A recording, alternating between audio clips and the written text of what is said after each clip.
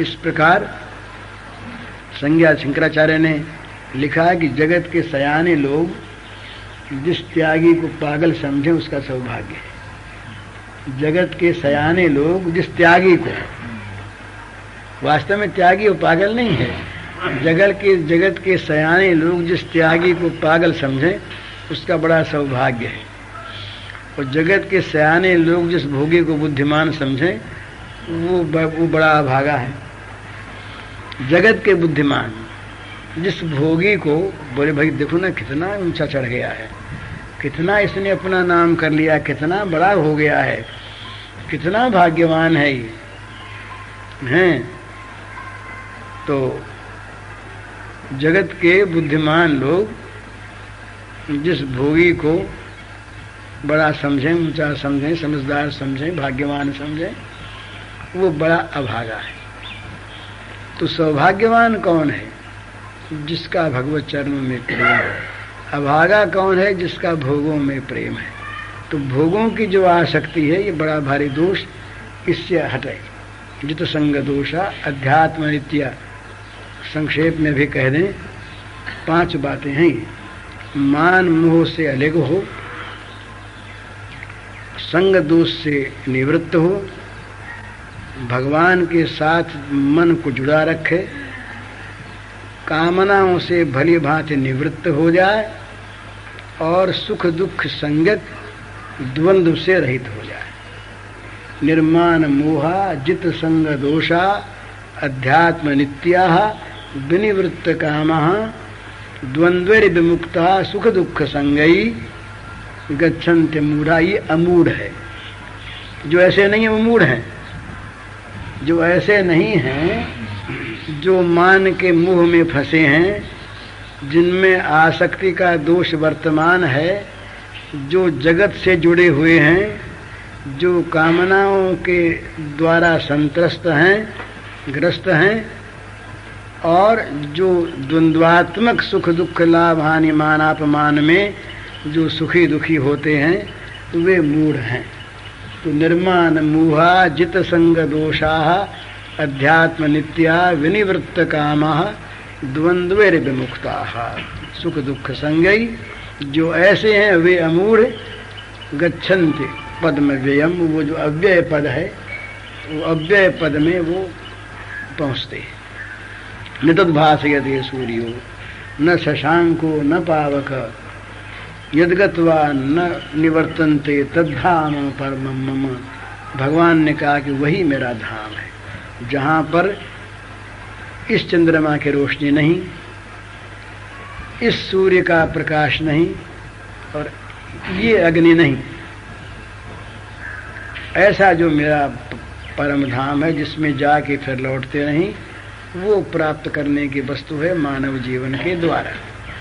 तो जीवन का लक्ष्य बनावे ये भगवान। भाई इसको प्राप्त करने के लिए हमारा जीवन है। जितनी और चीजें हैं वे तो सारी की सारी केवल जीवन निर्वाह भर के लिए है।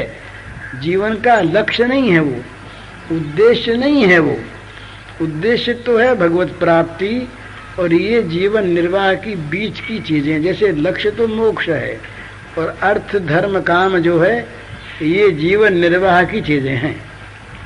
इसी प्रकार संसार के सारे काम जीवन निर्वाह के लिए और जीवन का लक्ष्य भगवान। तो सबसे पहले मनुष्य को, बुद्धिमान मनुष्य को ये चाहिए कि अपने जीवन का लक्ष्य स्थिर कर ले और उस लक्ष्य को देखते हुए ही जीवन यात्रा करता रहे। लक्ष्य च्युत हुआ कि रास्ता भूला। भाई कहाँ जाना ये अगर याद न रहे, कोई अगर राह चलता चलता पागल हो जाए, भूल जाए, विस्मृति आ जाए कहाँ जाना है, तो कहाँ जाना है। रास्ता अब चौराहा आ गया, न किसी से पूछ सकता है कहाँ जाना, क्योंकि जानता नहीं। और अपने मन से कहाँ जाए, इस रास्ते जाए कि उस रास्ते जाए, तो वो भटक पड़ता है। तो लक्ष्य को स्थिर कर ले और लक्ष्य को स्मरण में रखते हुए, लक्ष्य को सामने रखते हुए अपने जीवन का संचालन करे। तो वो भगवत अभिमुखी जिसका जीवन होता है, वो स्वाभाविक एक विचित्र विलक्षण शांति को प्राप्त करता रहता है जो हम लोगों को नहीं मिलती। हम लोगों को जो शांति कभी मिलती है वो शांति शाश्वती नहीं। हमारे मन चाहे कोई वस्तु प्राप्त होगी, जरा शांत हो गया चित्त, तो ये शांति तभी तक है जब तक दूसरी कामना नहीं आती। दूसरी कामना आई कि ये शांति भंग हुई, तो ये शाश्वती शांति नहीं है। शाश्वती शांति वो है कि जो विलक्षण आनंद को प्रदान करे और जहाँ पर दुख का लवलेश न हो। जो दुख मिश्रित सुख है, दुखाशंकित सुख है, दुख संभावित सुख है, वो सुख नहीं है। वो तो दुख से घिरा हुआ सुख है। तो इसलिए जो परम शांति भगवान की कृपा से, भगवान को सौहार्द मानने से, कामनाओं के नाश से मिलती है, वही परम और चरम शांति। तो वो शांति प्राप्त करना जीवन का लक्ष्य हो, और उस लक्ष्य को लेकर हम चलें तो इधर उधर के कहीं प्रलोभन आवेंगे, कहीं भय आवेंगे। दो चीज हमेशा सामने आती है डिगाने के लिए। कहीं मान का, धन का, इज्जत का, भोगों का बड़ा प्रलोभन आता है, और कहीं उनके विनाश का भय आता है। भय और प्रलोभन ये दो साधक को डिगाते हैं। भयभीत न हो और प्रलोभन में न फंसे। भगवान की कृपा से अगर ये दो बातें निभ जाएं तो जीवन सीधा भगवान की ओर जाता है, साधक का जीवन। लेकिन जहाँ विषयों में आसक्ति होती है विशेष, वहाँ भय प्रलोभन दोनों में आदमी फंस जाता है। बड़ा डर जाता है भय से और बड़ा लुभ जाता है प्रलोभनों से। बस वो फिर वस्तुओं में अटक जाता है, स्थितियों में अटक जाता है। राह में वो एक तरह से घायल सा होकर गिर जाता, आगे नहीं बढ़ पाता। तो प्रलोभन और भय से कौन बचा रहेगा? जो लक्ष्य पर ठीक रास्ता रखे, हमें तो जाना है, न भय से डरना है न प्रलोभन में पड़ना है।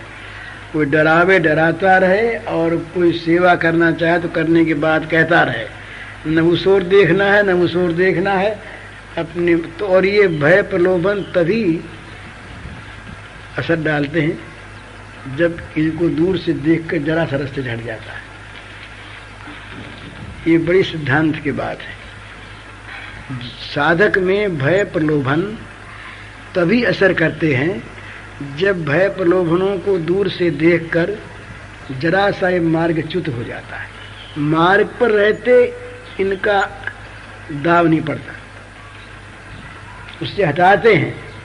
मार्ग से जरा सा हट जाए तब ये अपना आक्रमण करें।